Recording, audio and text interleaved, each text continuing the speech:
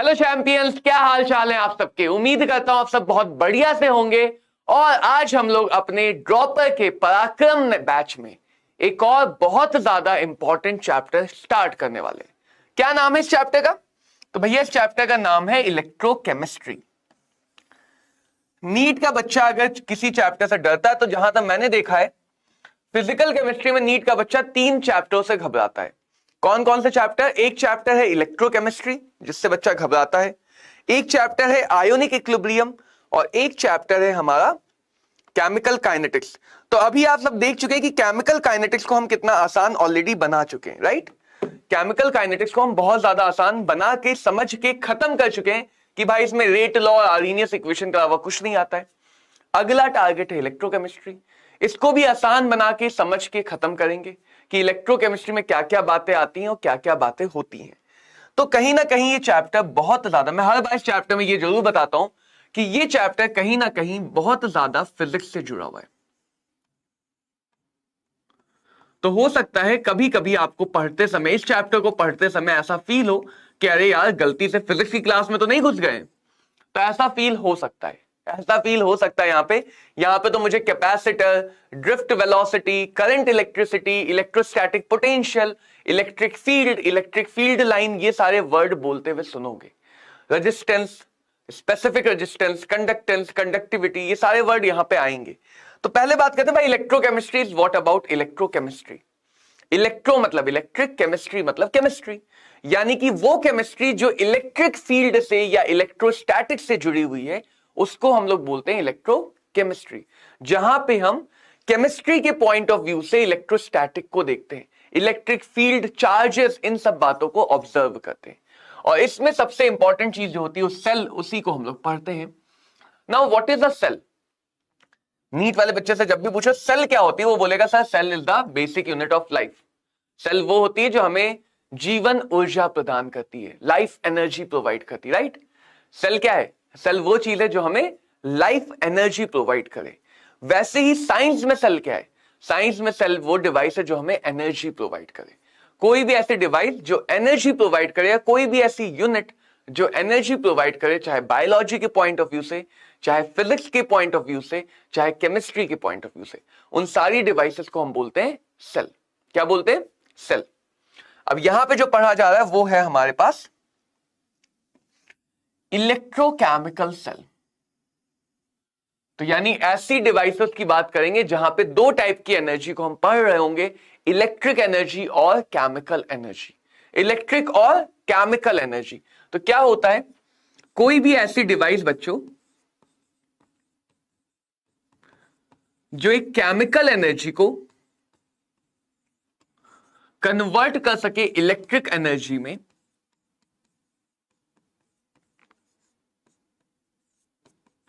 या फिर electrical energy को कन्वर्ट कर सके केमिकल एनर्जी में, इन दोनों को ही सेल कहते हैं। Chemical to electrical as well as electrical to chemical. Chemical को इलेक्ट्रिकल में बदल लो या फिर इलेक्ट्रिकल को केमिकल में बदल लो, इस दोनों टाइप की डिवाइस को हम लोग बोलते हैं सेल। क्या बोलते हैं सर जी? सेल बोलते हैं या इलेक्ट्रोकेमिकल सेल बोलते हैं। अब सेल 2 टाइप की हो गई, एक वो जो केमिकल को इलेक्ट्रिक में बदले उसको गैल्वेनिक या वोल्टियक सेल बोलते हैं,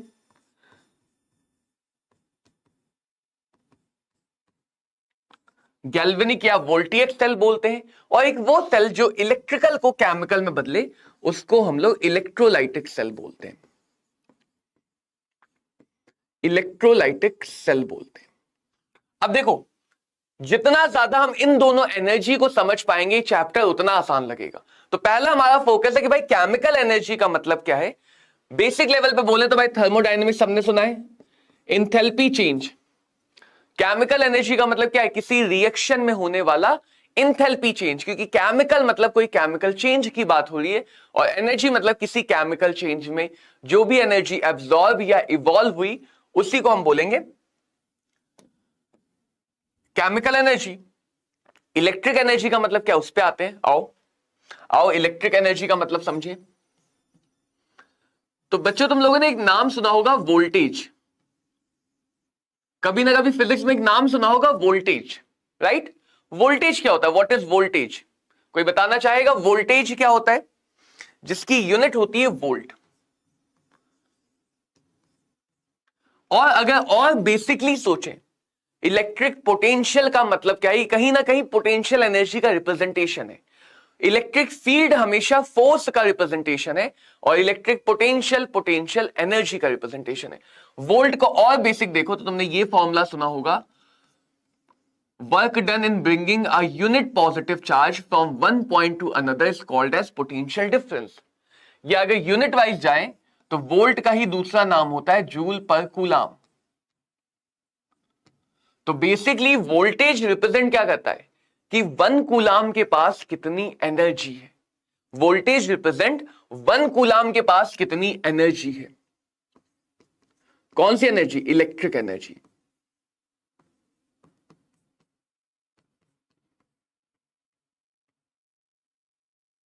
तो अगर वन कूलाम के पास सपोज V एनर्जी है, वन कूलाम के पास सपोज V एनर्जी है, तो हम कह सकते हैं Q कूलाम के पास Q मल्टीप्लाइड बाय वोल्टेज जितनी एनर्जी होगी।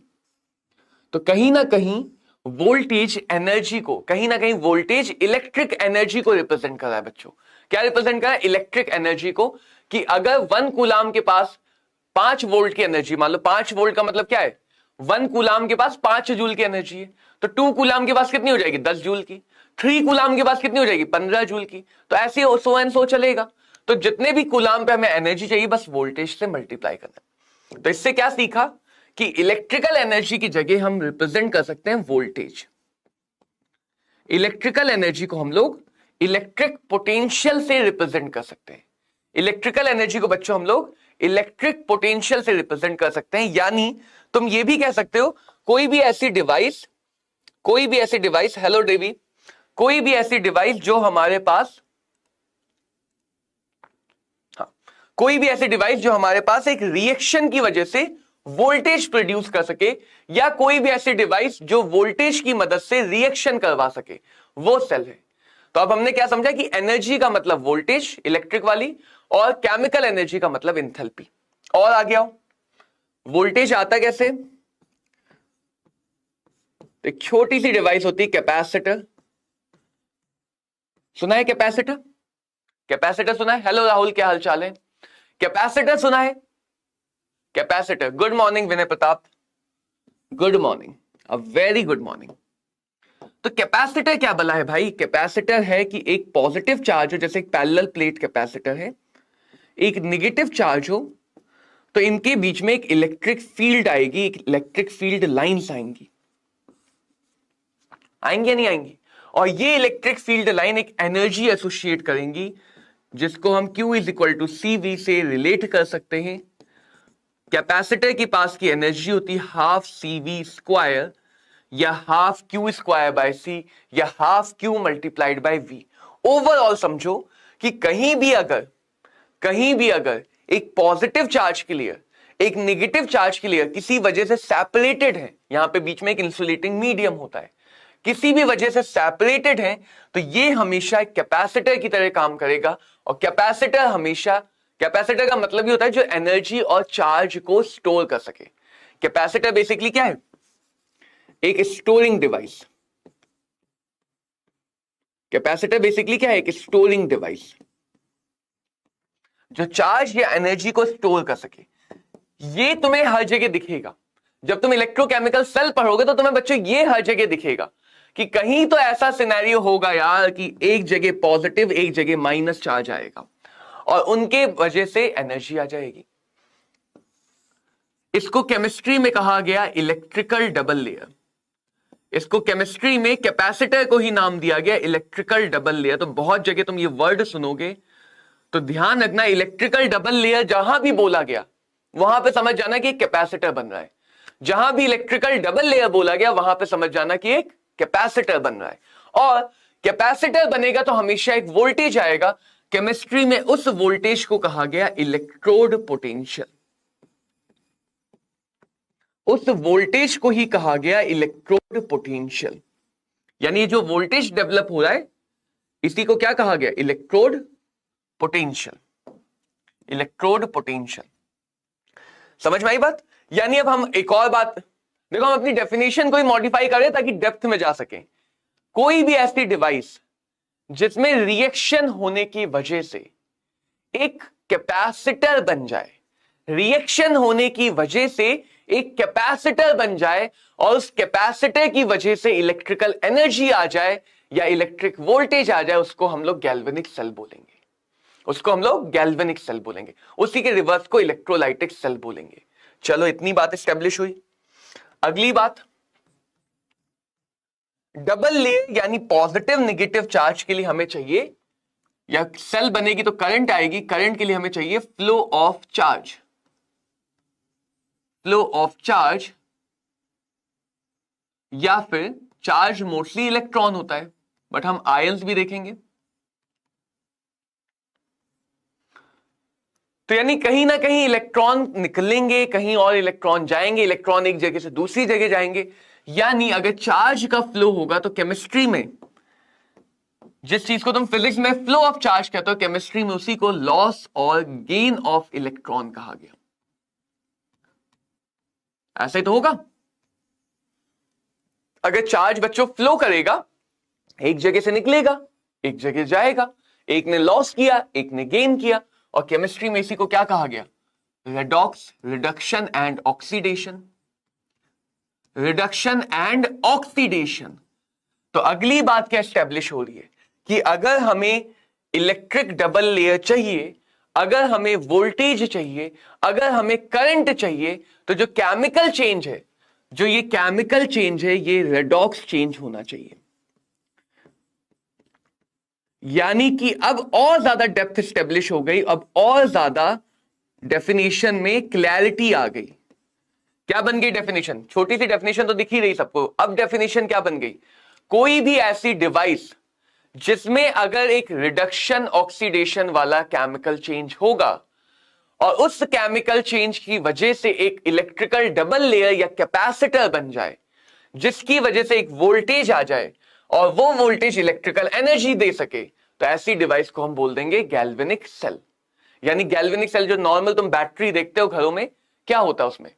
तुमने बैटरी ली, अपने रिमोट में, अपनी घड़ी में, अपने किसी भी डिवाइस में लगाई, उस बैटरी के सर्किट में लगते ही सर्किट कंप्लीट हुआ, सर्किट के कंप्लीट होते ही बैटरी के अंदर रिएक्शन होनी शुरू हुई और तुम्हें बाहर वोल्टेज मिलना स्टार्ट हो गया, और तुम्हें बाहर वोल्टेज मिलना स्टार्ट हो गया। तो यही तो है गैल्वेनिक सेल, यही तो है गैल्वेनिक सेल। और एक और डेप्थ की बात आएंगे, फिर हम इस डेफिनेशन को कंप्लीट मानेंगे। तो जितना आसानी से तुम ये समझोगे, उतनी आसानी से चैप्टर समझ में आएगा कि भाई हम क्या कर रहे हैं, तो क्यों कर रहे हैं। अगर मैं तुम्हें कहीं बोलूंगा कि ऐसा हो रहा है तो क्यों हो रहा है, कहीं मैं बोलूंगा पोटेंशियल आ रहा है तो क्यों आ रहा है, कहीं मैं बोलूंगा करंट फ्लो कर रही तो क्यों फ्लो कर रही है, चार्ज है तो क्यों है, वो चार्ज किसके ऊपर, सारी बातें पता होनी चाहिए। अब आखिरी बात, तुमने बैटरी को जैसे ही लगाया, बैटरी के अंदर रिएक्शन अपने आप स्टार्ट हुई, हाँ या ना? ऐसा तो है नहीं तुमने बैटरी के बाहर एक मोटर लगी तो उसको घुमाया, फिर तो मैकेनिकल एनर्जी हो गई। अगर केमिकल एनर्जी को वोल्टेज में बदल रही है कोई डिवाइस, तो वो रिएक्शन तो अपने आप होगी ना, तभी तो वो केमिकल एनर्जी दे पाएगी, स्पॉन्टेनियस होगी तभी तो दे पाएगी, और दे पाएगी तभी तो वो वर्क कर पाएगी, तभी तो वो इलेक्ट्रिकल वर्क कर पाएगी। यानी गैल्वेनिक सेल्स आर बेटा, या गैल्वेनिक सेल में होने वाली रिएक्शन कैसी होती है? स्पॉन्टेनियस। गैल्वेनिक सेल में होने वाली रिएक्शन कैसी होती है? स्पॉन्टेनियस। और उसके अपोजिट वोल्टेज लगाया तब रिएक्शन नहीं, यानी रिएक्शन अपने आप नहीं हो पा रही थी, रिएक्शन कराने के लिए वोल्टेज लगाना पड़ा। तो इलेक्ट्रोलाइटिक सेल की रिएक्शन होती है नॉन स्पॉन्टेनियस। एक बार फिर से समझ लेते हैं कि अगर हमने किसी गैल्वेनिक सेल की बात की तो वहां पे रिएक्शन जब तक अपने आप नहीं होगी वो वोल्टेज कैसे दे पाएगी? रिएक्शन अपने आप होगी तभी तो वोल्टेज दे पाएगी, तो इसलिए वो स्पॉन्टेनियस हो जाती है। इलेक्ट्रोलाइटिक सेल में रिएक्शन नहीं हो रही थी, रिएक्शन नहीं हो रही थी, इसीलिए वोल्टेज लगाना पड़ा, तो इलेक्ट्रोलाइटिक सेल कैसी हो गई? Non spontaneous. तो ये भी बात हमेशा के लिए स्टेब्लिश कर लो कि इलेक्ट्रोलाइटिक सेल में हमेशा नॉन स्पॉन्टेनियस होगा, या डेल्टा जी अगर पॉजिटिव है तो electrolytic cell non spontaneous, delta G negative है galvanic cell which is spontaneous, which is spontaneous. चले आगे। अगली बात क्या समझ सकते हैं,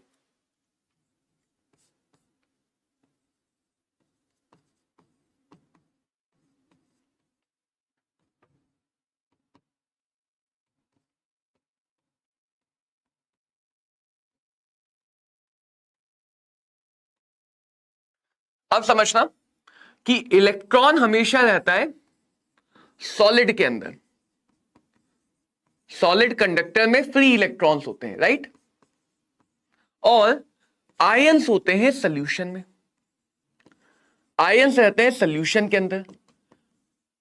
आयंस बाहर नहीं आ सकते, इलेक्ट्रॉन अंदर नहीं जा सकते, आयन बाहर नहीं आ सकता और इलेक्ट्रॉन अंदर नहीं जा सकता। तो जो भी ये ऑक्सीडेशन रिडक्शन है, जैसे कि नॉर्मल सी ऑक्सीडेशन ले लो, जिंक का ऑक्सीडेशन हुआ तो जिंक +2 बना और 2 इलेक्ट्रॉन बने। ये डॉक्टर वाली हैंडराइटिंग मोड ऑन हो जाता है मेरा कभी कभी। तो जब जिंक का ऑक्सीडेशन हुआ तो आयन बना, इलेक्ट्रॉन बना, इलेक्ट्रॉन बाहर रहना चाहेगा, आयन अंदर जाना चाहेगा। तो ये रिएक्शन जहां भी होगी एक बाउंड्री पे होगी। जैसे मान लो इस सॉलिड है, एक सॉलिड रॉड है, इसकी बाउंड्री पे ये रिएक्शन हुई, इधर पानी है, इधर सब जगह क्या है, पानी है। तो जो आयन बना बाउंड्री से वो अपने आप चला गया सॉल्यूशन के अंदर, जो इलेक्ट्रॉन बना वो अपने आप इस मटेरियल के पास चला गया। तो जब भी ये रिएक्शन होनी, एक आयन भी बनेगा, इलेक्ट्रॉन भी होगा। आयन सॉल्यूशन के अंदर है, इलेक्ट्रॉन सॉल्यूशन के बाहर है। तो जो भी रेडॉक्स रिएक्शन है बच्चों, वो हमेशा एक बाउंड्री पे होगी, एक बाउंड्री पे होगी, एक सरफेस पे होगी। उसी सरफेस को कहा गया है इलेक्ट्रोड, उसी सरफेस को कहा गया इलेक्ट्रोड, उसी सरफेस को क्या कहा गया, इलेक्ट्रोड। तो इस बात को बहुत ध्यान से समझो कि एक पाकिस्तान में है, एक भारत में, हिंदुस्तान में है, और दोनों को आपस में मिलना है। वीर ज़ारा की कहानी है, तो दोनों मिलेंगे कहां, बॉर्डर पे ही तो मिल पाएंगे, क्योंकि एक पाकिस्तान से बाहर नहीं आ सकता, एक हिंदुस्तान से बाहर नहीं जा सकता है।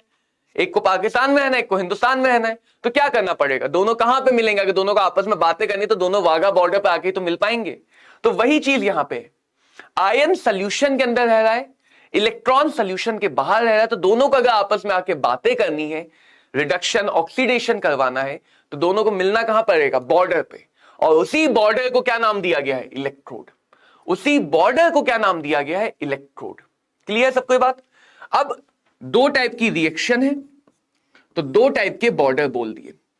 एक वो बॉर्डर जहां से इंपोर्ट होगा और एक वो बॉर्डर जहां से एक्सपोर्ट होगा। एक्सपोर्ट करने वाला एनोड कहलाया, इंपोर्ट करने वाला कैथोड कहलाया। तो एनोड वो बॉर्डर है बच्चों जहां पे होता है ऑक्सीडेशन। तो वो सरफेस जहां पे इलेक्ट्रॉन का लॉस होगा, इलेक्ट्रॉन दिए जाएंगे, उस सरफेस को कहा गया इलेक्ट्रोड। और वो सरफेस जहां पे इलेक्ट्रॉन का गेन होगा, इलेक्ट्रॉन लिए जाएंगे, उस सरफेस को कहा गया कैथोड। तो हर सेल में, फिजिक्स के पॉइंट ऑफ व्यू से बोलो तो हर सेल में एक पॉजिटिव एक नेगेटिव टर्मिनल होता है।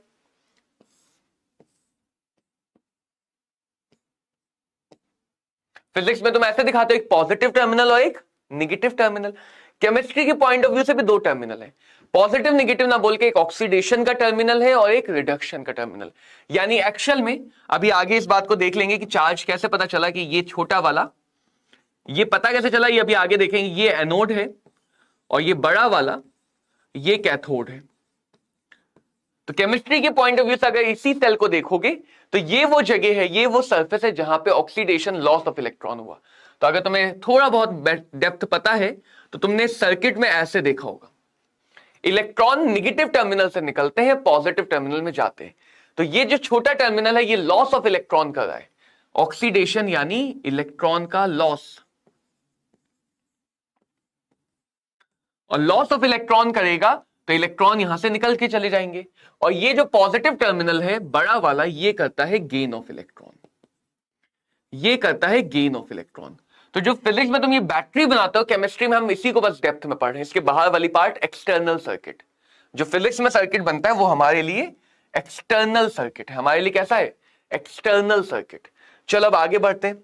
एनोड समझ में आ गया, कैथोड समझ में आ गया। अगली चीज क्या है, अगली चीज है इलेक्ट्रोलाइट।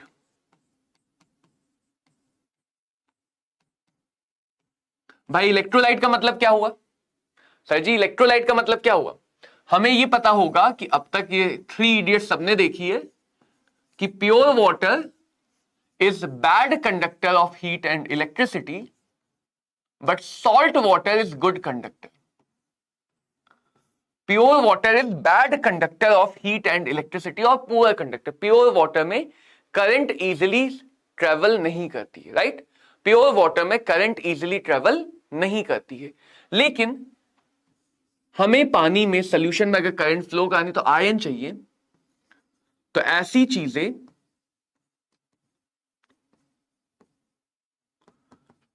जो पानी के अंदर जाके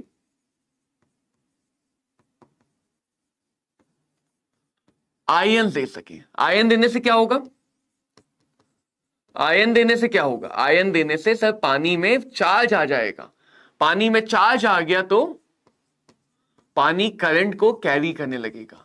तो 3 टाइप के इलेक्ट्रोलाइट होते हैं, इसीलिए तुमने 3 इडियट्स मूवी में सुना है salt water is good conductor of electricity. देखा ना वो 3 इडियट्स सबने.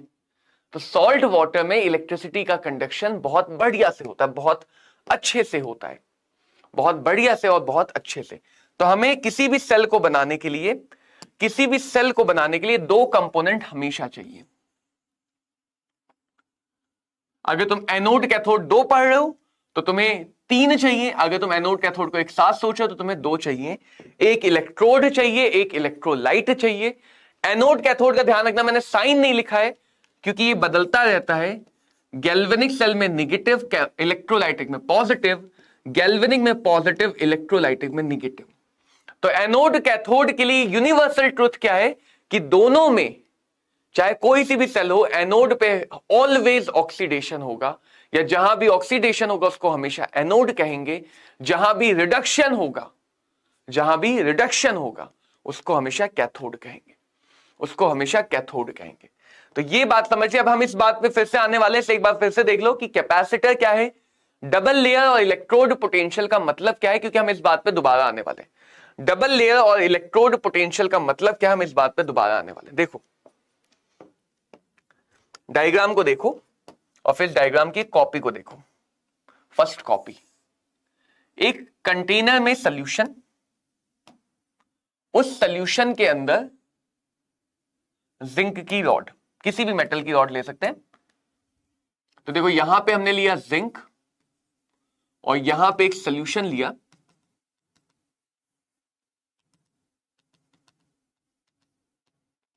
वो सॉल्यूशन किसका लिया? किसी इलेक्ट्रोलाइट, मान लेते हैं जिंक सल्फेट का. किसका लिया? जिंक सल्फेट का.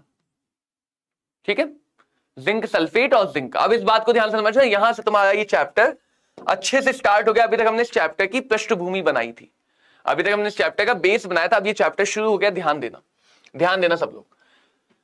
जिंक यानी जिंक एटम और इलेक्ट्रोलाइट जिंक सल्फेट है जो आयोनाइज हो जाएगा पानी के अंदर, यानी जिंक आयन देगा और सल्फेट आयन देगा, अगर तुम इलेक्ट्रोकेमिस्ट्री में रिएक्शन को लगता है कि तुम्हें रिएक्शन याद करनी, तो गलत लगता है. इलेक्ट्रोकेमिस्ट्री में हमेशा रिएक्शन कॉपी में क्वेश्चन में दी जाती है. तुम पेयर ढूंढ लो, सबसे पहले पेयर को सर्च कर लो और बहुत ध्यान से क्वेश्चन को धीरे धीरे समझ के करो, अपने आप बेस बन जाएगा. पेयर में उन एलिमेंट को देखो जो एक से ज्यादा ऑक्सीडेशन नंबर में है. जैसे यहां पे जिंक दिख रहा है कि भाई जिंक 2 अलग अलग स्टेट में है. जिंक 2 अलग अलग स्टेट में है. कौन कौन सी? 0 और +2. तो यही 2 चेंज हो सकते हैं, यही चेंज पॉसिबल है. यहां पे इस सेल के अंदर यही चेंज पॉसिबल है.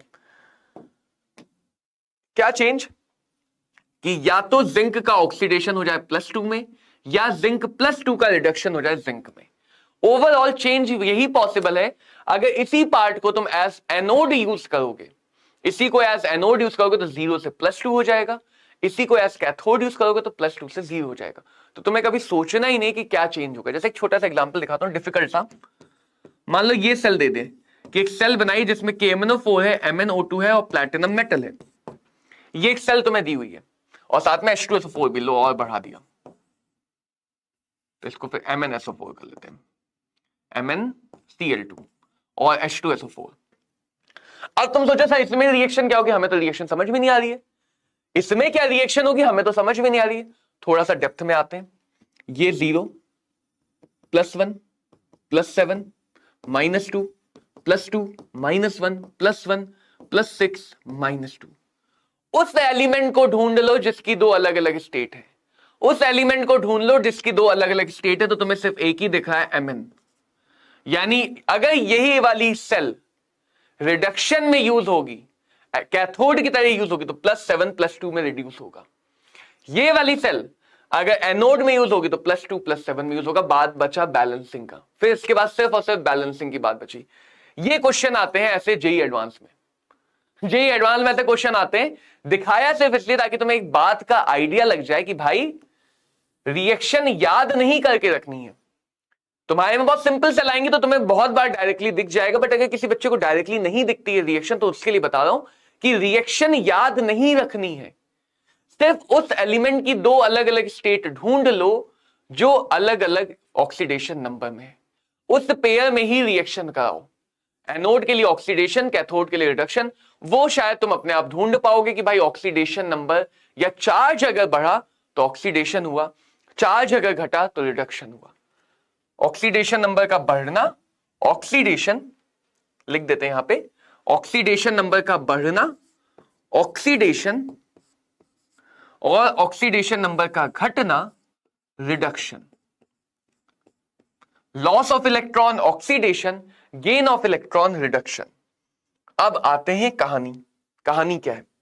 मान लो मैंने सेल को एज एनोड यूज किया, मान लो मैंने सेल को एज एनोड यूज किया, अपने हाथ में भाई, वो अपने हाथ में। अभी एनोड कैथोड पहचानना भी सीख जाओगे, क्वेश्चन देगा नहीं तो हम खुद डिसाइड कर लेंगे, इतनी काबिलियत हो जाएगी। तो एनोड पे यानी कन्वर्जन क्या होगा?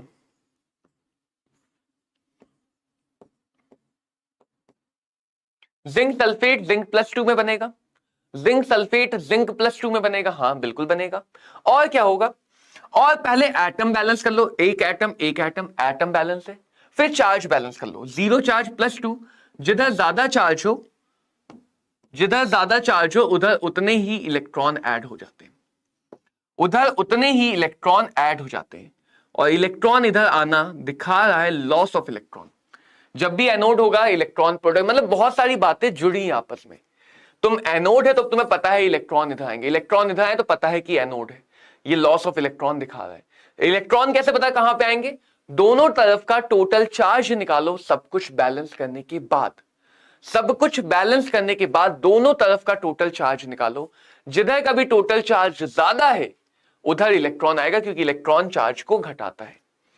तो ये इलेक्ट्रॉन का इधर आना भी क्या दिखा रहा है कि यहां पे ऑक्सीडेशन। अब जरा देखो कहानी समझो हुआ क्या। ये रॉड, ये सॉल्यूशन, इस बाउंड्री पे यानी यहां कहीं पे मान लो रिएक्शन हुई, यहां पे रिएक्शन हुई होगी। रिएक्शन हमेशा बाउंड्री पे होगी। कहां पे होगी? रिएक्शन हमेशा बाउंड्री पे होगी। कहां पे होगी? बाउंड्री पे, सरफेस पे, क्योंकि एक को सॉल्यूशन के अंदर जाना है, एक को रॉड पे रहना है। इलेक्ट्रॉन सॉल्यूशन से बाहर रहेगा, आयन सॉल्यूशन के अंदर रहेगा। तो देखो ये रॉड मान लो एक सॉल्यूशन में डिप है, ये इस पूरे कमरे में मैंने इलेक्ट्रोलाइट भरा है। अब इस रॉड की सरफेस का एक जिंक एटम टूटा, बदला +2 आयन में और 2 इलेक्ट्रॉन में। इलेक्ट्रॉन रह गए रॉड के ऊपर, +2 आयन चले गए सॉल्यूशन के अंदर। पहले सॉल्यूशन में जितना पॉजिटिव उतना नेगेटिव, जितना पॉजिटिव उतना नेगेटिव। बट जैसे जैसे रिएक्शन हुई, जैसे जैसे रिएक्शन हुई, जो नेगेटिव आयन है वो आ गया रॉड के ऊपर, इलेक्ट्रॉन, और सॉल्यूशन में आ गया अतिरिक्त एक्स्ट्रा पॉजिटिव चार्ज। सॉल्यूशन में आ गया एक्स्ट्रा पॉजिटिव चार्ज। पहले चार्ज बैलेंस था क्योंकि जितना पॉजिटिव उतना नेगेटिव, बट अब इस वजह से पॉजिटिव चार्ज एक्स्ट्रा आ गया। देख सकते हो। अब इस डायग्राम को देखो, देखो रॉड में गड्ढे हुए, रॉड में गड्ढे क्यों हुए? क्योंकि रॉड की सरफेस पे रिएक्शन हुई और उसी की वजह से प्लस चार्ज देखो 1 2 3 4 5 6 7 8, 8 प्लस चार्ज, माइनस देखो 1 2 3 4, प्लस चार्ज ज्यादा हो गया सॉल्यूशन के अंदर। रॉड के ऊपर देखो इलेक्ट्रॉन दिखेंगे, रॉड के ऊपर देखो इलेक्ट्रॉन दिखेंगे। तो ऑक्सीडेशन में ये काम हुआ, ऑक्सीडेशन में ये काम हुआ। इतना समझ में आ गया होगा। अब देखो एक निगेटिव लेयर है, एक पॉजिटिव लेयर है। बन गया कैपेसिटर, कैपेसिटर बन गया यहां पे अपने आप, रिएक्शन हुई और कैपेसिटर बन गया, यही तो चाहिए था। रिएक्शन से कैपेसिटर, कैपेसिटर से वोल्टेज, हो गया reaction to electrical energy, chemical से इलेक्ट्रिकल एनर्जी हो गई। एक केमिकल चेंज हुआ, उसकी वजह से कैपेसिटर बना, वो हमारी डिवाइस का डिजाइन है कि बन पाया। एक बार आया माइनस, एक आया प्लस, माइनस प्लस सेपरेटेड है, माइनस प्लस चिपक के जुड़ नहीं सकते, बीच में बाउंड्री है, तो माइनस प्लस की वजह से बन गया एक इलेक्ट्रिकल डबल लेयर या कैपेसिटर। इलेक्ट्रिकल डबल लेयर या कैपेसिटर, यहां पे एक वोल्टेज आया होगा, उसी वोल्टेज को बोलेंगे इलेक्ट्रोड पोटेंशियल। तो इसको ई से दिखाते हैं, यहां पे वोल्टेज को हम ई से दिखाते हैं। तो ये ध्यान रखना, यहां पे हम वोल्टेज को किससे दिखाते हैं, ई से। ठीक है, क्लियर सबको बात, सबको समझ में आ गया? वोल्टेज को यहां पे हम दिखाते हैं ई से, और क्योंकि ये वोल्टेज एनोड पे आया, ये वोल्टेज ऑक्सीडेशन से आया, तो इस वोल्टेज को बोलते हैं oxidizing electrode potential. Oxidizing electrode potential.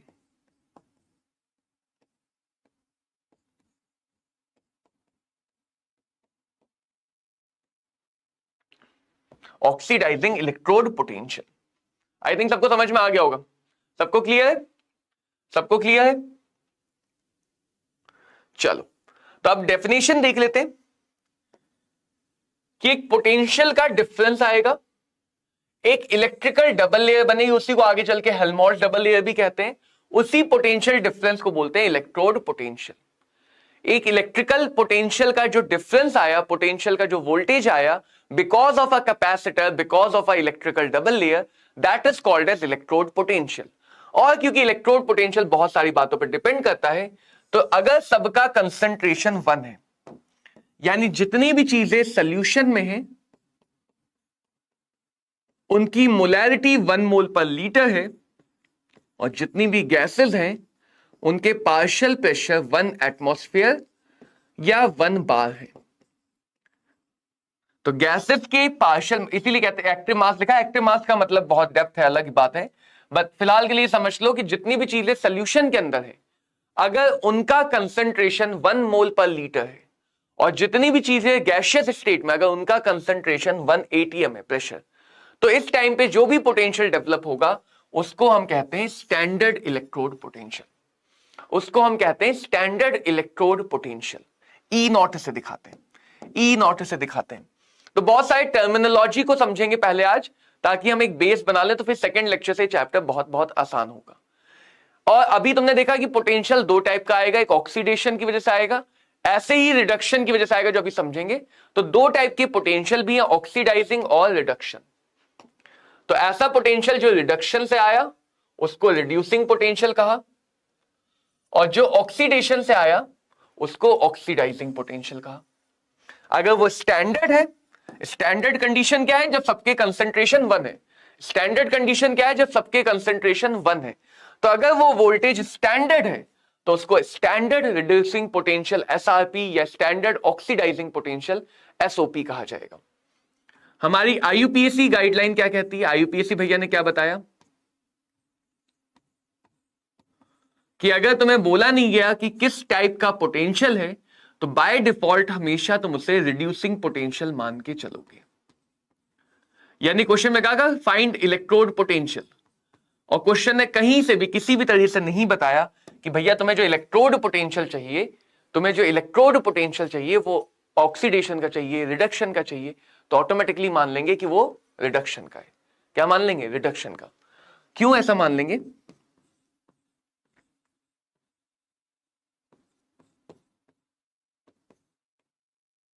क्योंकि अगर हम सेम पेयर को देखें, अगर हम सेम पेयर को देखें तो देखो, मान लो जिंक का ऑक्सीडेशन हुआ, ये जिंक का ऑक्सीडेशन हुआ, और यहां पे करवा दिया जिंक का रिडक्शन। मान लो एक जगह जिंक का रिडक्शन हुआ कहीं पे, तो देख सकते हो ऑक्सीडेशन और रिडक्शन दोनों प्रोसेस एग्जैक्टली अपोजिट है। Oxidation and reduction both are the exact opposite processes, बिल्कुल अपोजिट है। यानी अगर पेयर सेम है, पेयर सेम है, तो ऑक्सीडेशन पोटेंशियल और रिडक्शन पोटेंशियल का मैग्नीट्यूड सेम होगा, मैग्नीट्यूड सेम होगा, साइन अपोजिट होगा, मैग्नीट्यूड सेम होगा और साइन अपोजिट होगा। तो इसीलिए आईयूपीएसी ने एक डिफॉल्ट बना दिया कि एक तुम्हें पता है तो दूसरा तुम निकाल ही लोगे, एक तुम्हें पता है तो दूसरा तुम निकाल लोगे। जैसे देखो, मान लो मैं ई नॉट दे रहा हूं जिंक +2 का, या मैंने तुम्हें ई नॉट दिया Ag प्लस Ag का, मैंने तुम्हें ई नॉट दिया कॉपर +2 कॉपर का, मैंने तुम्हें ई नॉट दे दिया मान लो आयरन +2 का। ठीक है, हो सकता है सारी वैल्यू मुझे एग्जैक्ट ना याद हो, तो वैल्यू के ऊपर उतना फोकस मत करना, तरीके पे फोकस करना। मान लो ये दिया 0.676 वोल्ट, 0.8 वोल्ट, 0.34 वोल्ट और Fe+2 का 0.74 वोल्ट। मान लो ये वैल्यू दी है तुम्हें, ये वैल्यू तुम्हें दी है, और तुम्हें इन सब का रिडक्शन पोटेंशियल चाहिए, इन सब का रिडक्शन या रिड्यूसिंग पोटेंशियल चाहिए जो रिडक्शन की वजह से आएगा, कैथोडिक पोटेंशियल चाहिए। तो पहले आइडेंटिफाई करो 0+2, हमेशा रिप्रेजेंटेशन में ये रिएक्शन की डायरेक्शन मान ली जाती है। 0 से +2 यानी कौन सा दिया है, ये वैल्यू तुम्हें ऑक्सीडेशन की दी है, ये वैल्यू तुम्हें ऑक्सीडेशन की दी है। किसकी दी है, ऑक्सीडेशन की, और हमें कौन सी चाहिए, रिडक्शन की। तो इस वैल्यू का साइन बदल देंगे, यानी ये वैल्यू हो जाएगी -0.76 वोल्ट, -0.76 वोल्ट। क्लियर है? इधर आओ, +1 0, ये ऑलरेडी रिडक्शन हो रहा है, +1 से 0 ऑक्सीडेशन नंबर का घटना ऑलरेडी रिडक्शन हो रहा है, यानी इसका रिडक्शन पोटेंशियल हमें दिया हुआ है, ऑलरेडी यही रहेगा। ऑक्सीडेशन चाहिए होता तो साइन बदल देते। तो जब भी सेम पेयर के लिए हमें रिडक्शन या ऑक्सीडेशन एक पता है, दूसरा निकालना, तो साइन बदल देंगे। इधर देखो, +2 0, +2 से 0 घटना, तो ये भी क्या दिया है, ये भी रिडक्शन दिया है।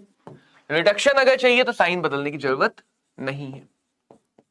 तो जब भी तुम कोई क्वेश्चन सॉल्व करोगे बच्चों, ध्यान रखना इस बात का, जब भी क्वेश्चन सॉल्व करोगे, जो भी वैल्यू तुम उठा के रख रहे हो, उस वैल्यू को, उस वोल्टेज को चेक जरूर कर लो कि भाई ये रिडक्शन का है या ये ऑक्सीडेशन का है, रिडक्शन का है या ऑक्सीडेशन का है। यहां देखो 0 और +2 चार्ज बढ़ रहा है, यानी कि ये ऑक्सीडेशन का दिया है, तो रिडक्शन का क्या हो जाएगा, -0.74 वोल्ट, -0.74 वोल्ट। तो गिवन पेयर के लिए ऑक्सीडेशन रिडक्शन एक पोटेंशियल पता है तो दूसरा पोटेंशियल हम लोग निकाल सकते हैं। अगर हमें एक पोटेंशियल पता है तो दूसरा पोटेंशियल हम अपने आप निकाल सकते हैं, दूसरा पोटेंशियल हम अपने आप निकाल सकते हैं। अब आ जाओ, देखते हैं गैल्वेनिक सेल काम कैसे करती है। गैल्वेनिक सेल काम कैसे करती है, देखो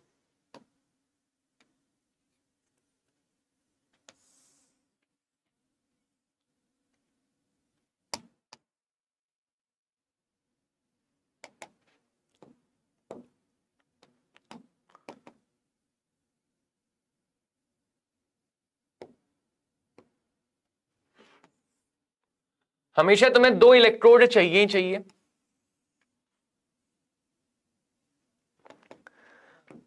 जो तुम बैटरी देखता हूं उसी का जूम वर्जन बना रहे हैं। ये आगे एक वायर से, जैसे एक्सटर्नल सर्किट में कोई रेजिस्टेंस लगाया है, उसकी जगह चलो गैल्वेनोमीटर दिखा देते हैं। ठीक है, तो जो तुम ये बैटरी बनाते हो ना, ये इसमें जो भी लगाना है एक्सटर्नल सर्किट में, यहीं पे हमने गैल्वेनोमीटर लगा दिया, तो इसी का जूम वर्जन बनाया गया है, इसी का जूम्ड वर्जन बनाया गया, इसी का जूम्ड वर्जन बनाया। अब इस डायग्राम को समझेंगे, पहले हम इस सेल को समझते हैं। मान लेते हैं यहां पे है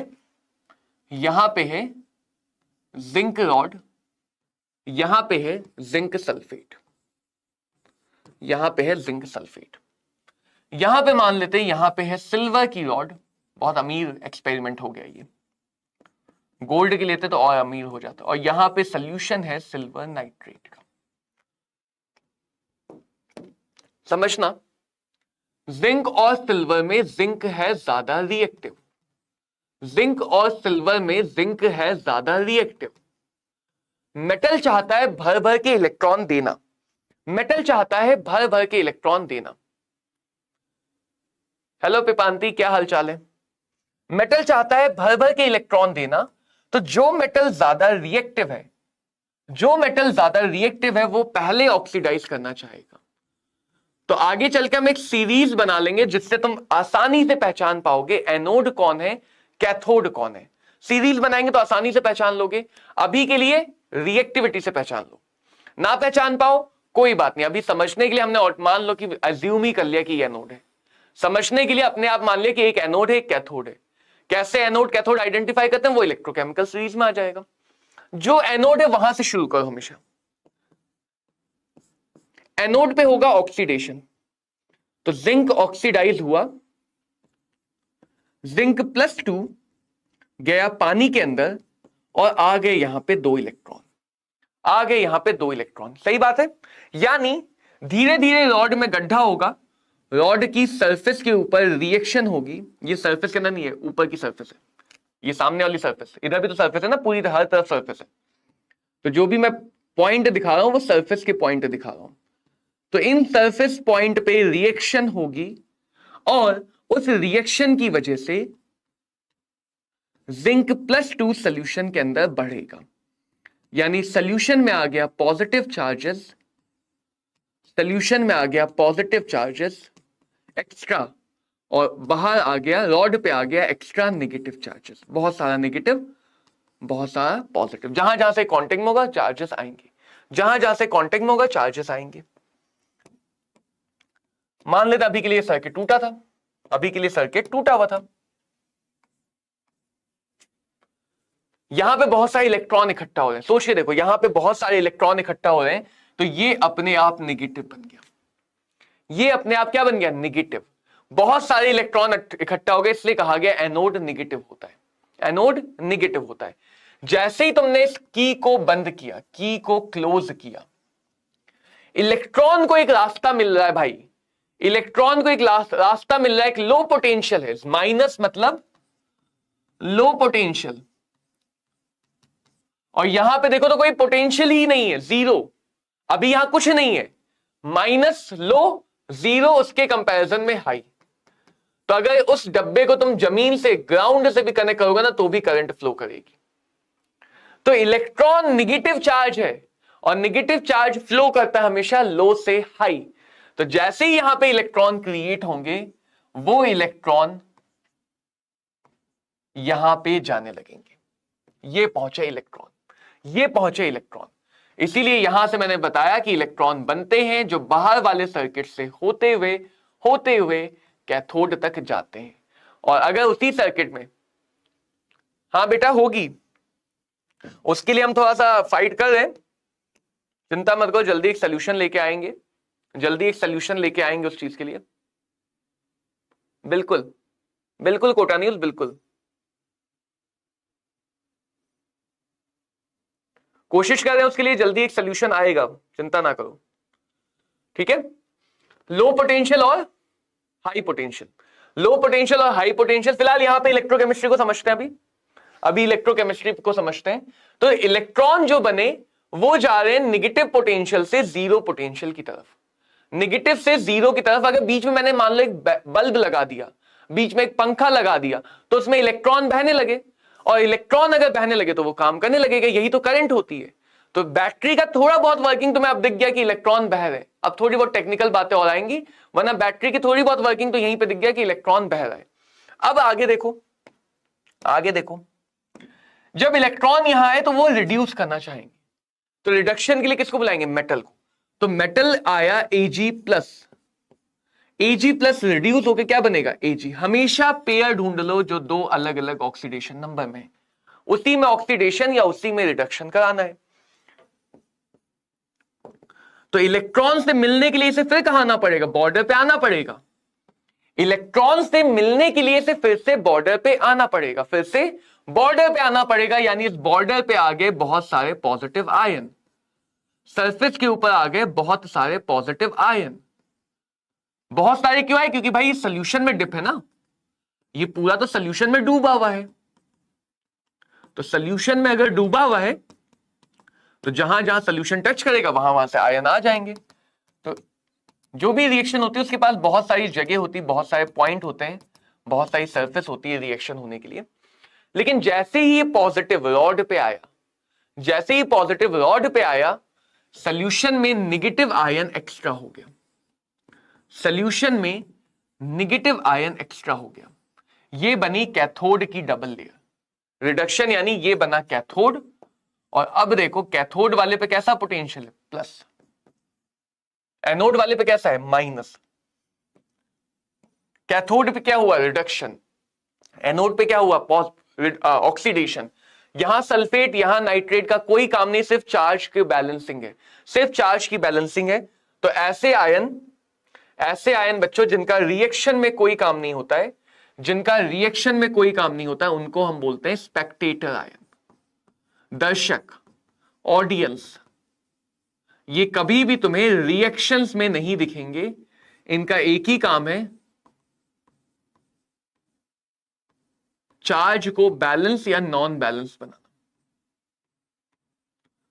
इनका काम सिर्फ चार्ज देना है और कोई काम नहीं। एनायन भी हो सकता है, कैटायन भी हो सकता है। अगर कैटायन रिएक्शन में इन्वॉल्व है तो एनायन हो जाएगा, एनायन रिएक्शन में इन्वॉल्व है तो कैटायन हो जाएगा, एनायन रिएक्शन में इन्वॉल्व है तो कैटायन, कैटायन रिएक्शन में इन्वॉल्व है तो एनायन। तो ये तुम्हारी थोड़ी बहुत अभी सेल की वर्किंग हुई है, थोड़ी बहुत तुमने सेल की वर्किंग समझी। अब आगे की कहानी क्या है, पहले देखो क्या क्या हमने समझ लिया। यहां पे एक डबल लेयर आई, नेगेटिव अंदर पॉजिटिव बाहर।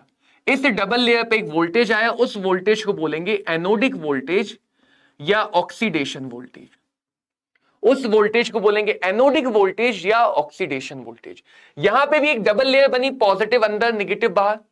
रिडक्शन में पॉजिटिव अंदर नेगेटिव बाहर, रिडक्शन के लिए इलेक्ट्रॉन आए ऊपर से तब रिडक्शन हुआ है। पॉजिटिव अंदर नेगेटिव बाहर, तो यहां भी एक वोल्टेज आएगा रिडक्शन का, उसको बोलेंगे कैथोडिक वोल्टेज। और देख सकते हो एनोडिक में अंदर नेगेटिव है बाहर पॉजिटिव है, कैथोडिक में बाहर पॉजिटिव है अंदर नेगेटिव है, बाहर पॉजिटिव है और अंदर नेगेटिव है। समझ में आई बात, क्लियर सबको इतनी बात। और एक वोल्टेज डिफरेंस आ गया, वही हमारा सेल का पोटेंशियल होता है। जब तुम सेल में लिखते हो ना 5 वोल्ट, तो बेसिकली वो डिफरेंस है, बेसिकली वो क्या है, डिफरेंस है कैथोड और एनोड के बीच का, कैथोड और एनोड के बीच का डिफरेंस है 5 वोल्ट का, ऐसे बोला जाता है। इलेक्ट्रॉन बहेगा तो करंट बहेगी। अब क्या प्रॉब्लम बची है, क्या आखिरी समस्या बची है, बस सेल का कंस्ट्रक्शन कंप्लीट होने वाला है। एक आखिरी छोटी सी समस्या है, उसके लिए हम देखते हैं। जैसे जैसे पॉजिटिव चार्ज बढ़ रहा है सॉल्यूशन में, जैसे जैसे सॉल्यूशन में पॉजिटिव चार्ज बढ़ रहा है, वो इस इलेक्ट्रॉन को जाने से रोकेगा, अपनी तरफ अट्रैक्शन लगाएगा, एक छोटा सा अट्रैक्शन। पॉजिटिव चार्ज बढ़ा, ये पॉजिटिव देखो, तो ये इलेक्ट्रॉन को टच तो नहीं करेगा, लेकिन इलेक्ट्रिक फील्ड तो देगा, फोर्स तो देगा ही। तो ये पॉजिटिव चार्ज इस इलेक्ट्रॉन पे फोर्स तो लगाएगा ही। और जैसे जैसे इधर नेगेटिव चार्ज बढ़ा, इलेक्ट्रॉन पे एक रिपल्शन लगेगा, इलेक्ट्रॉन पे एक रिपल्शन लगेगा। तो डबल लेयर आना तो अच्छी बात है, डबल लेयर आना तो अच्छी बात है, लेकिन ये पॉजिटिव चार्ज कुछ देर बाद इलेक्ट्रॉन को रोक के रख लेगा, जाने नहीं देगा उधर, और नेगेटिव चार्ज कुछ देर बाद इलेक्ट्रॉन को आने नहीं देगा। यानी रिएक्शन कुछ मिली सेकेंड के लिए होगी और फिर रुक जाएगी, कुछ मिली सेकेंड के लिए होगी और फिर रुक जाएगी। ये प्रॉब्लम आई, साइंटिस्ट ने देखा क्या, ये काम किया, बीच में बल्ब लगाया, बल्ब जरा सा जला और बुझ गया, जरा सा जला और बुझ गया, आगे काम ही नहीं हुआ। अब इसका सोल्यूशन क्या निकाला जाए, समझ में तो आ गया कि यार यहां पे पॉजिटिव चार्ज इलेक्ट्रॉन को रोक रहा है, यहां पे नेगेटिव चार्ज इलेक्ट्रॉन को रोक रहा है। तो इलेक्ट्रॉन यहां से यहां नहीं जा पा रहे, कैथोड से एनोड नहीं जा पा रहे। तो उन्होंने कहा कोई बात नहीं, हम इंतजाम करते हैं, हम प्रबंध करते हैं। उन्होंने बीच में एक ब्रिज लगा दिया, एक पुल बना दिया। इस पुल को बोला सॉल्ट ब्रिज, सॉल्ट ब्रिज या लवण का पुल। इसमें डाला एक जेली जैसा कंपाउंड, अगर अगर, क्योंकि सॉलिड लेंगे तो आयन चल नहीं पाएगा, और इसमें एक इलेक्ट्रोलाइट मिलाया KCl या KNO3। उस इलेक्ट्रोलाइट में पॉजिटिव आयन इधर था, तो वो नेगेटिव आयन इधर सप्लाई करने लगा, नेगेटिव आयन इधर सप्लाई करके पॉजिटिव को कम करने लगा या पॉजिटिव को बैलेंस करने लगा। नेगेटिव आयन आया तो सोल्यूशन का पॉजिटिव बैलेंस हुआ, तो ये फोर्स कटने लगा, ये फोर्स कटने लगा। पॉजिटिव इधर से आना बाहर आया, पॉजिटिव इधर से बाहर आया, जो भी पॉजिटिव आयन है जैसे K पॉजिटिव, और वो पॉजिटिव इस नेगेटिव के इफेक्ट को कम करने लगा, तो ये रिपल्शन फोर्स भी कट गया। तो हमें एक आखिरी कंपोनेंट की जरूरत और पड़ी, सॉल्ट ब्रिज, जो कैथोड और एनोड के जो भी सोल्यूशन है उसको न्यूट्रलाइज कर सके। कैथोड और एनोड का जो भी सोल्यूशन है उसको न्यूट्रलाइज कर सके। तो सॉल्ट ब्रिज का एक फंक्शन समझ में आ गया कि ये न्यूट्रलाइज करता है कंपार्टमेंट को, कैथोडिक और एनोडिक कंपार्टमेंट को, ताकि इलेक्ट्रॉन फ्लो कर सके। दूसरा, इसने सर्किट कंप्लीट किया। जब तक सॉल्ट ब्रिज नहीं लगा था तब तक रास्ता टूटा हुआ था। जो तुम यहां पे दिखा देते हो ना, फिजिक्स में चल जाता है, फिजिक्स में चल जाता है, यहां बीच में गैप दिखाते हो, यहां एक्चुअल गैप नहीं होता है। आगे इसको और जूम करके बनाओ, ऐसा होता है। जब तुम बैटरी दिखाते हो, एक रेजिस्टेंस दिखाया, एक बैटरी दिखाई V वोल्ट की, ये प्लस ये माइनस दिखाया, तो एक्चुअल में बच्चों ये पॉजिटिव नेगेटिव टर्मिनल कनेक्टेड होते हैं। किससे कनेक्टेड होते हैं? ब्रिज से, जिसका नाम है सॉल्ट ब्रिज। ये डिसकनेक्टेड नहीं होते, ये कनेक्टेड होते हैं आपस में। एक ब्रिज से जिसका नाम क्या है? Salt bridge. ब्रिज से जिसका नाम है सॉल्ट ब्रिज। तो सॉल्ट ब्रिज के दो काम हैं, एक न्यूट्रलाइज करना और एक एनोड कैथोड को करंट कनेक्ट करना, ताकि करंट का फ्लो हो सके, ताकि करंट का फ्लो हो सके। इनको हाफ सेल क्यों कहते हैं? क्योंकि एनोड कैथोड एक सेल के आधे आधे हिस्से हैं। अकेला एनोड सिर्फ आधा हिस्सा दिखाता है ऑक्सीडेशन, अकेला कैथोड सिर्फ आधा हिस्सा दिखाता है रिडक्शन। तो हमें पूरी सेल के लिए दोनों चाहिए, एनोड और कैथोड। यहीं पे आगे जैसे मैं तुम्हें सेल की रिएक्शन बोलूं कि भैया सेल में क्या रिएक्शन हुई, तो सेल में देखो जिंक भी हुआ, सिल्वर भी, ये पूरा सेल है, पूरा सेल है। यहां पे एक ही इलेक्ट्रॉन है, तो जब ऐड करेंगे तो इलेक्ट्रॉन कैंसिल होना चाहिए, तो इसमें 2 से मल्टीप्लाई किया और ऐड कर दिया। तो जिंक मिला 1, सिल्वर मिला आयन 2, रिएक्शन हुई, जिंक बदल गया आयन +2 का और सिल्वर बदल गया मेटल में। तो ये कहलाएगी सेल रिएक्शन, जिसमें हमने इलेक्ट्रॉन कितने लिए? 2 इलेक्ट्रॉन। तो जहां पे इलेक्ट्रॉन बैलेंस हुए वहीं पे उतने इलेक्ट्रॉन का फ्लो दिखाएंगे, कि जब ये रिएक्शन एक बार होगी तो 2 इलेक्ट्रॉन सर्किट में फ्लो करेंगे, ये रिएक्शन दूसरी बार होगी 2 इलेक्ट्रॉन और फ्लो करेंगे। तो रिएक्शन की वजह से इलेक्ट्रॉन का फ्लो हो रहा है, रिएक्शन हो रही है, करंट बह रही है, रिएक्शन हो रही है, इलेक्ट्रिसिटी मिल रही है, बन गई गैल्वेनिक सेल, बन गई गैल्वेनिक सेल। तो किसी भी रेडॉक्स रिएक्शन से हम सेल बना सकते हैं, किसी भी रेडॉक्स रिएक्शन से बच्चों हम लोग सेल बना सकते हैं। कोई भी रेडॉक्स रिएक्शन गैल्वेनिक सेल बनाने के काम आ सकती है, बस हमें एनोड कैथोड को अलग करना है, एनोड कैथोड को अलग करना है। रिप्रेजेंटेशन पे आते, एनोड का रिप्रेजेंटेशन ध्यान रखना कि एनोड में बच्चों हमेशा इलेक्ट्रोड सबसे पहले लिखा जाता है, यानी वो सरफेस सबसे पहले लिखी जाती है जहां पे काम हो रहा है।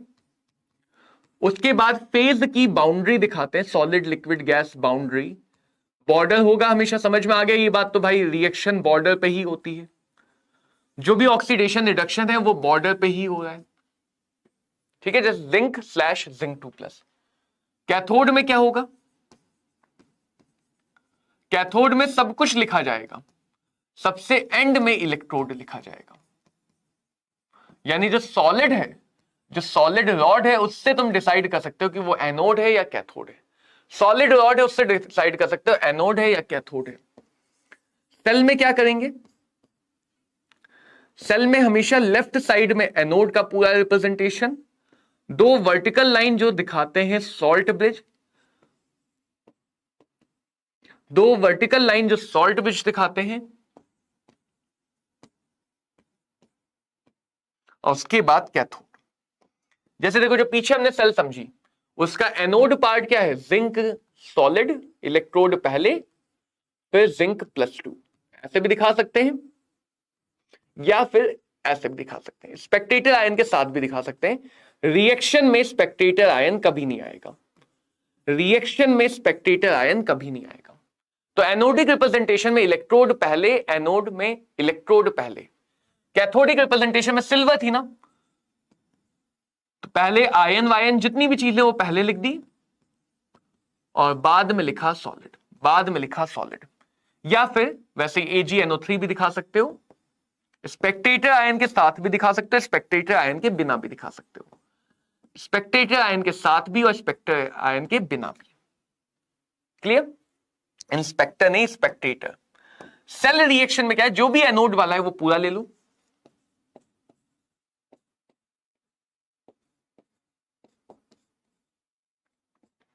और जो भी कैथोड वाला है वो पूरा ले लो। बैलेंसिंग रिप्रेजेंटेशन में करने की जरूरत नहीं, बैलेंसिंग सिर्फ रिएक्शन में करने की जरूरत है। बैलेंसिंग रिएक्शन में करने की जरूरत नहीं, रिप्रेजेंटेशन में नहीं करना है, सिर्फ रिएक्शन में करना है। तो देखो पता कैसे चलेगा, अगर सिर्फ एक सॉलिड है, यही सॉलिड टर्मिनल या तो निगेटिव होगा या पॉजिटिव होगा, यानी ये हाफ सेल है। अगर सिर्फ एक सॉलिड है तो वो पॉजिटिव होगा, यानी ये भी हाफ सेल है। अगर दो सॉलिड है तो दो टर्मिनल मिल गए, एक पॉजिटिव एक नेगेटिव, एक पॉजिटिव एक नेगेटिव, यानी ये कंप्लीट सेल है। तो रिप्रेजेंटेशन देख के भी तुम पहचान सकते हो कि भाई आधी बात दी है या पूरी बात दी है। रिप्रेजेंटेशन देख के भी पहचान सकते हो कि सर आधी बात दी है या पूरी बात दी है। जैसे मैं कुछ रिप्रेजेंटेशन दे रहा हूं, अब कोशिश करो इसकी रिएक्शन लिखने की। कुछ रिप्रेजेंटेशन दे रहा हूं तो इनकी रिएक्शन लिखने का ट्राई करो।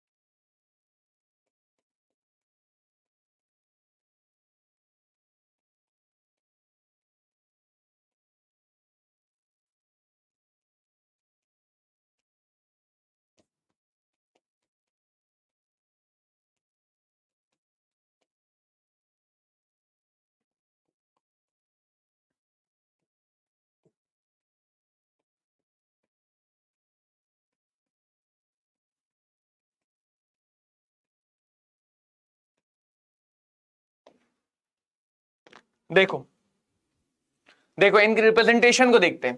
सबसे पहले तुम्हें सॉलिड की पोजीशन को देखना है।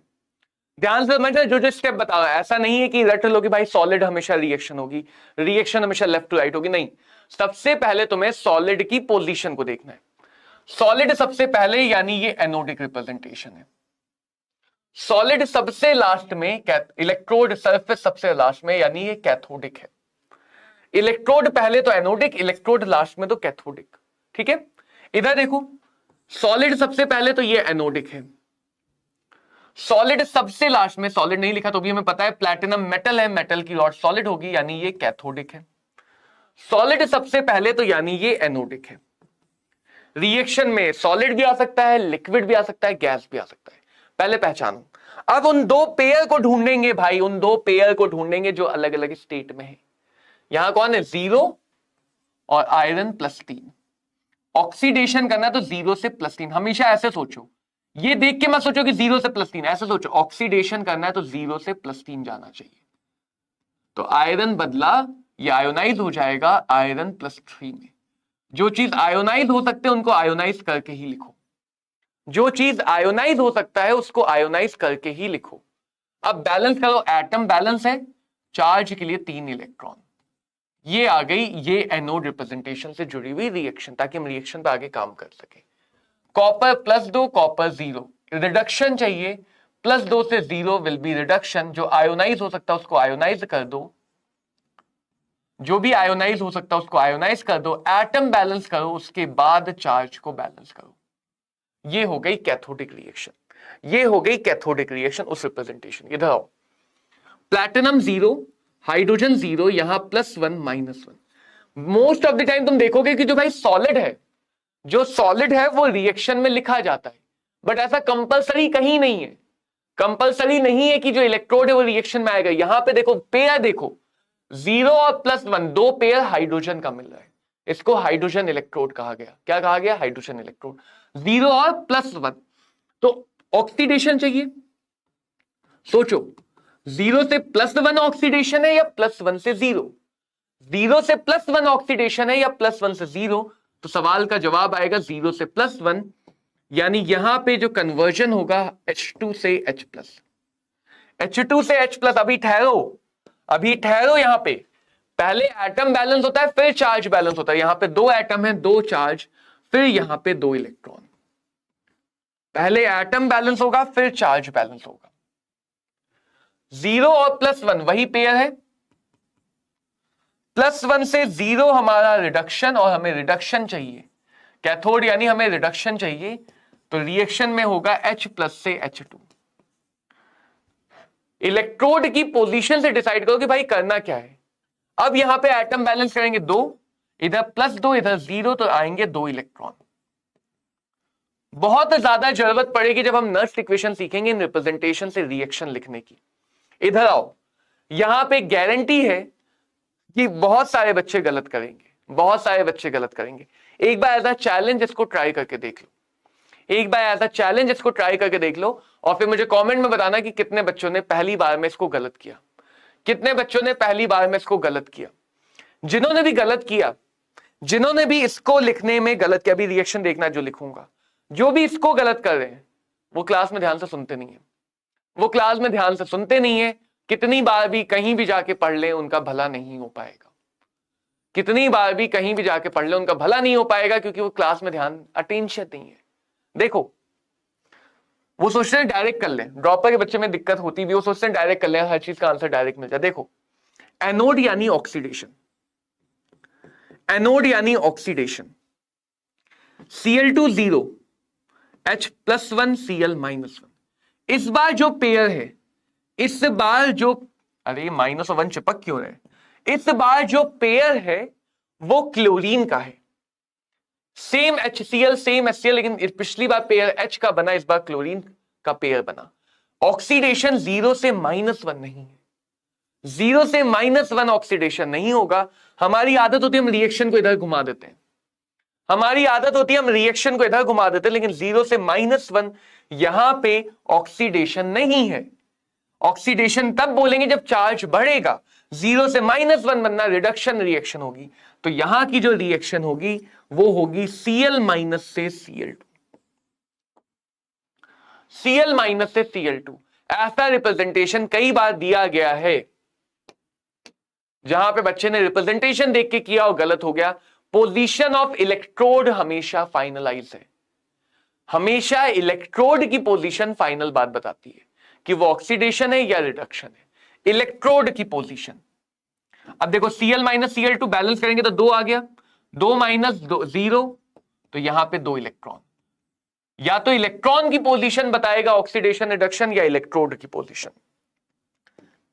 तो ये इस रिएक्शन की सही। अब मुझे बताना है कितने लोगों ने इसको पहली बार में गलत लिखा, कि ज्यादातर मैंने देखा है बच्चे इस रिएक्शन को गलत लिखते हैं। जब तक उन्हें बताओ ना कि भाई तुम्हें समझना क्यों है, क्यों हम इतनी मेहनत करें ताकि कभी भी गलत ना हो। बच्चे कहते हैं ना, तुम लोग यार बहुत बार बोलते हैं सर हमसे सिली मिस्टेक बहुत हो जाती है, क्या करें, हमसे सिली मिस्टेक बहुत हो जाती है, क्या करें सर। बहुत कोशिश करते हैं कि टेस्ट में जाके नहीं, गलती नहीं करेंगे, फिर भी गलत कर बैठते हैं।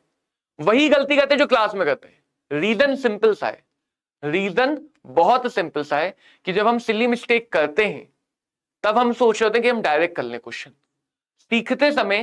सीखते समय हम लोग नहीं ध्यान देते हैं कि क्यों हम एक बड़ा प्रोसेस सीख रहे हैं क्वेश्चन को सॉल्व करने में, क्यों हम एक एक बात को ध्यान दे रहे हैं, क्यों हम कह रहे हैं कि भाई एनोड कैथोड पहचानो, फिर पहचानो कि ऑक्सीडेशन हुआ या रिडक्शन हुआ, फिर पहचानो आगे की बात।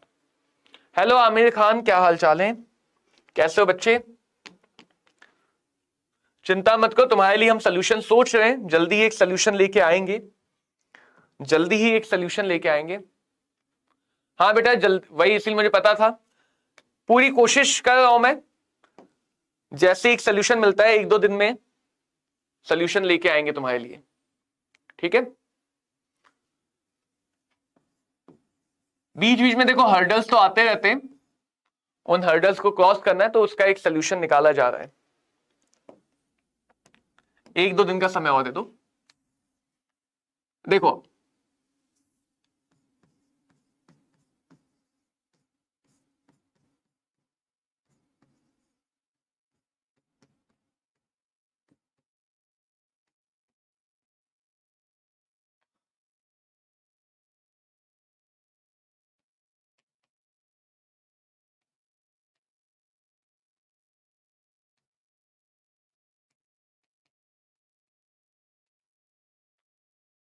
मान लो बच्चों एक ऐसी सेल है, एक ऐसा रिप्रेजेंटेशन है, सेल नहीं रिप्रेजेंटेशन है। अब अगर तुम देखो तो यहां पे भी एक इलेक्ट्रोड है और यहां पे भी एक इलेक्ट्रोड है, दो टर्मिनल, यानी इससे तुम्हें पता चला कि ये एक कंप्लीट सेल है। क्योंकि इस चैप्टर को पढ़ते कि 2-3 लेक्चर बाद बच्चे कहते सर हम कैसे पहचाने कहां पे हाफ सेल है कहां पे कंप्लीट सेल है। थैंक यू बेटा आमिर, बट हम ला रहे सोल्यूशन, कोशिश कर रहे हैं जल्दी ला। तो जब भी हम रिप्रेजेंटेशन देखते तो बच्चों को एक डाउट आता है सर हमें कैसे पता चलेगा कहां पे हाफ सेल है और कहां पे कंप्लीट सेल है। तो उसके लिए रिप्रेजेंटेशन को देखो, एक टर्मिनल यानी सेल का आधा हिस्सा, दो टर्मिनल यानी सेल का पूरा हिस्सा, ठीक है। यहां पे ये भी जो भी सेल लिखी होती है उसमें हमेशा लेफ्ट वाला एनोड, और देख सकते हो सॉल्ट ब्रिज से काटोगे तो ये टर्मिनल में इलेक्ट्रोड पहले तो एनोड, जिसमें इलेक्ट्रोड बाद में वो कैथोड, और सेल रिप्रेजेंटेशन में हमेशा एनोड लेफ्ट में कैथोड राइट में, एनोड लेफ्ट में और कैथोड राइट में, ठीक है। अब एनोड पे होना है ऑक्सीडेशन, पेयर है हाइड्रोजन और H+ का, कैथोड पे होना है रिडक्शन, पेयर है +3 0 का। ऑक्सीडेशन के हिसाब से सोचो तो बदलना चाहिए H2 को H+ में, ये ऑक्सीडेशन होगा 0 से +1 चार्ज का बढ़ना। कैथोड सोचो तो एल्यूमिनियम को बदलना चाहिए +3 से एल्यूमिनियम। तो पहले चेंज को फाइनलाइज कर लिया, पहले हमने चेंज को फाइनलाइज कर लिया। अब चेंज को फाइनलाइज करने के बाद एटम को बैलेंस किया, फिर चार्ज को बैलेंस कर लिया इलेक्ट्रॉन चिपका के, एटम को बैलेंस किया फिर चार्ज को बैलेंस कर लिया इलेक्ट्रॉन चिपका के। अब यहां पे मल्टीप्लाई किया 3 से और यहां पे मल्टीप्लाई किया 2 से, तो हमें पूरी सेल रिएक्शन मिल जाएगी। 3 और 2 से क्यों किया? ताकि इलेक्ट्रॉन कट जाए, इलेक्ट्रॉन को बराबर बनाना है, काटने के लिए इलेक्ट्रॉन बराबर बनाना है। तो 3H2 2Al+3, 6 और 6 कट गए, 6H+ और 2Al न्यूट्रल। कितने इलेक्ट्रॉन का फ्लो हुआ? 6 इलेक्ट्रॉनों का फ्लो। कितने इलेक्ट्रॉन का फ्लो हुआ भैया? 6 इलेक्ट्रॉन का फ्लो हुआ। तो रिप्रेजेंटेशन से रिएक्शन लिखने में 2-4 बार प्रैक्टिस करोगे तो सारी बातें समझ में आ जाएंगी। तो आज हमने बच्चों सेल की वर्किंग को समझा है और सेल के रिप्रेजेंटेशन से सेल रिएक्शन कैसे लिखते हैं वो समझा है। अगली क्लास में आप लोगों को समझाया जाएगा कि कैसे हम सेल के ऊपर डेटा कैलकुलेट करते हैं, वोल्टेज फाइंड कैसे करते हैं और बाकी चीजों पे बात कैसे करते हैं। तो उम्मीद करता हूं इतनी बात समझ में आई होगी। एक बात बता दूं, इलेक्ट्रोकेमिस्ट्री में तुम्हें एनसीईआरटी से जो जो पढ़ना है वो मैं बताता रहूंगा। जैसा भी हमने एनसीईआरटी में बात की थी कि तुम्हें फिजिकल केमिस्ट्री में एनसीईआरटी से सिर्फ इंपॉर्टेंट बातों को पढ़ के लिखना है।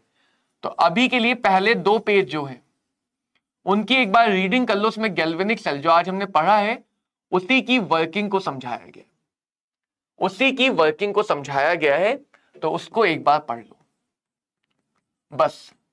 अभी के लिए इलेक्ट्रोकेमिस्ट्री में क्वेश्चन लगाने पर मत जाओ, बहुत ज्यादा करो तो रिप्रेजेंटेशन से रिएक्शन लिखने की प्रैक्टिस करो। क्वेश्चन अभी मत लगाना, अभी Nernst equation, Gibbs energy, equilibrium, ये सारी बातें आएंगी। तो आज की बात को समझो, आज की बात को रिवाइज करो, आज की बात को कल एक बार फिर से पढ़ो, क्योंकि थोड़े बहुत डाउट आएंगे, बहुत सारे फैक्टर एक साथ देखने, पॉजिटिव नेगेटिव चार्जेस, इलेक्ट्रॉन कहां फ्लो कर रहा है, पॉजिटिव कहां फ्लो कर रहा है, बहुत सारी बातें एक साथ देखनी है। तो मिलते हैं बच्चों अगले लेक्चर में। Thank you all, have a great day, bye bye, Tata.